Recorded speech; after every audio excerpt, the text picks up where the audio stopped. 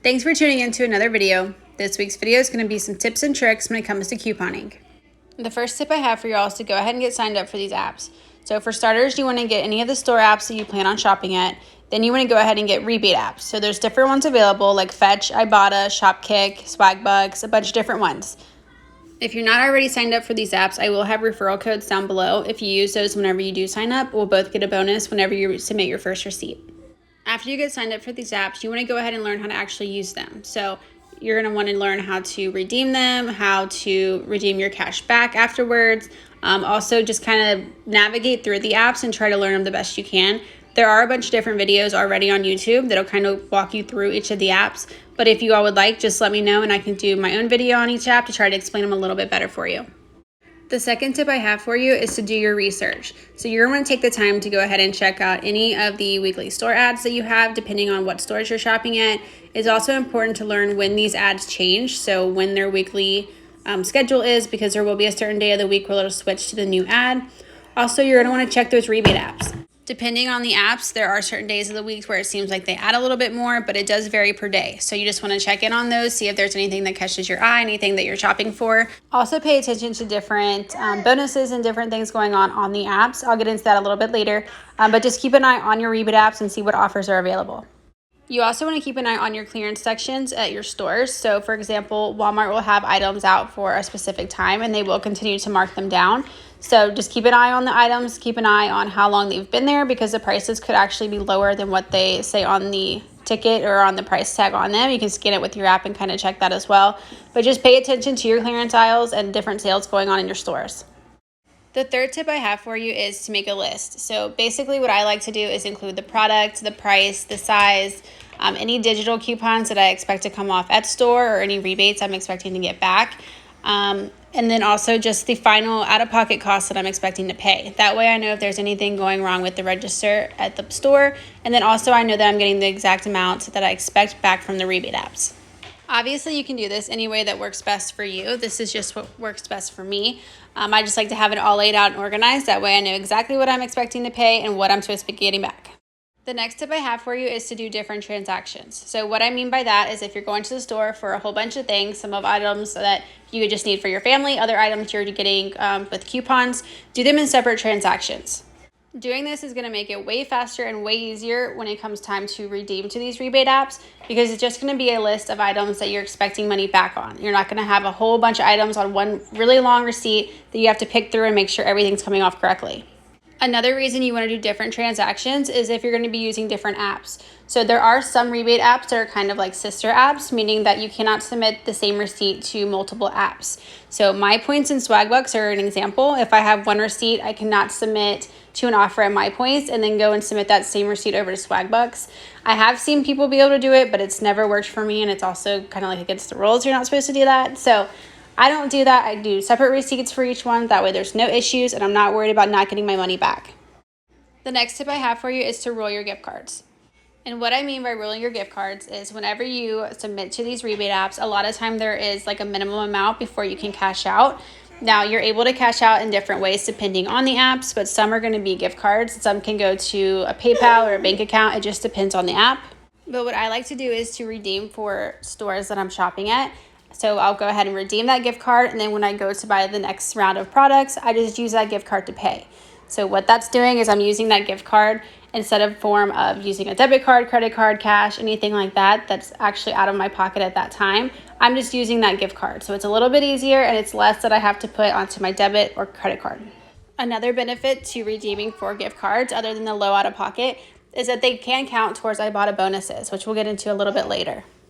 So this next tip is super important. I've seen a lot of people do this incorrectly and you end up spending way more money than you actually realize that you're doing. So make sure that you're not double counting your gift cards or your rebate offers.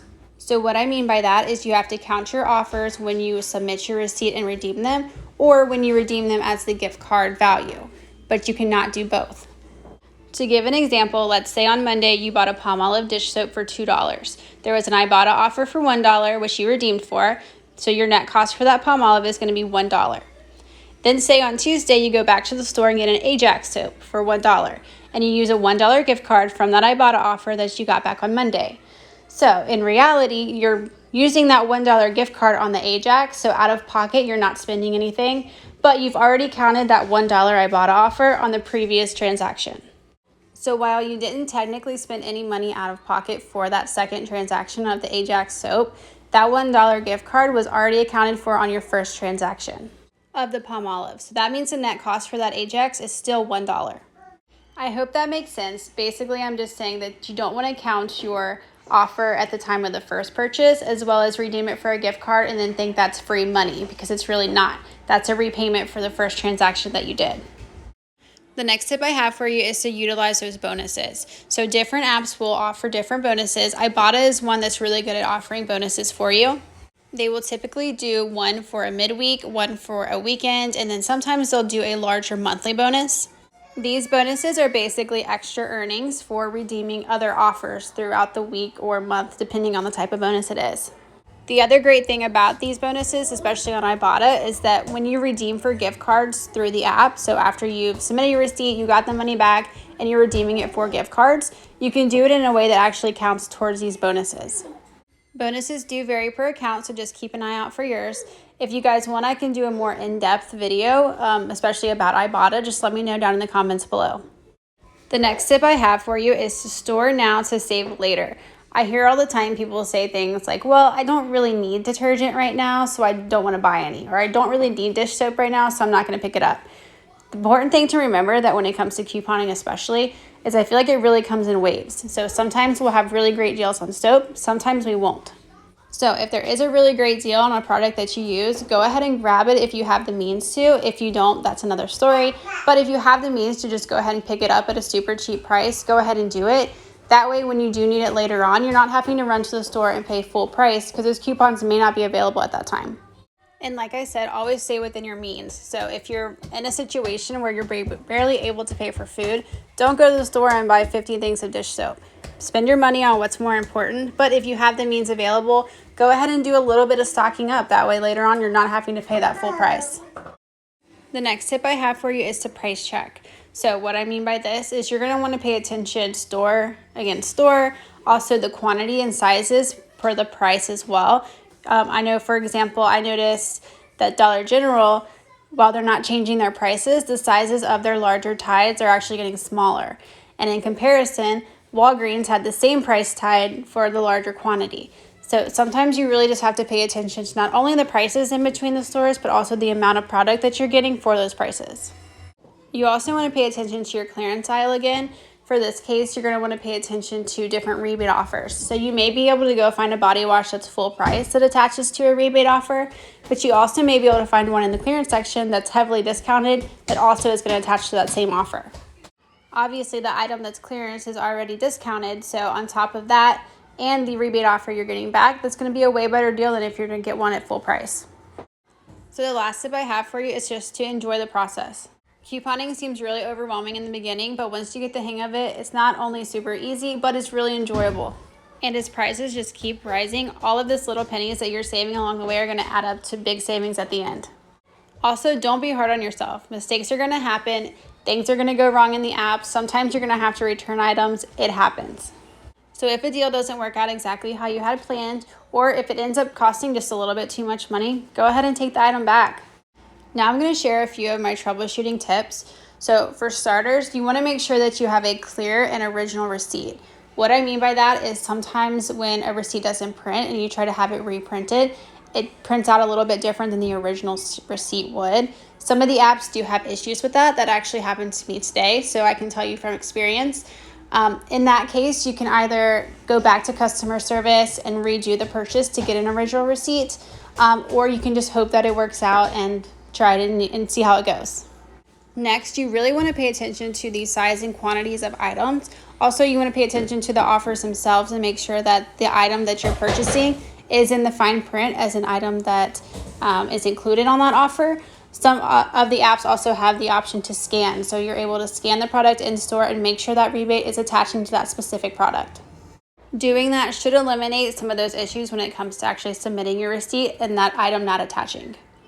If for some reason it still is not attaching, you are able to reach out to customer service depending on the app, and sometimes they'll be able to help you from there.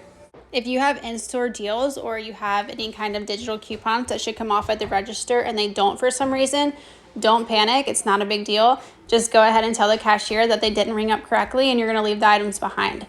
I always try to offer to take them back to the store and put them back where they go, but typically the employee says they'll do it for you.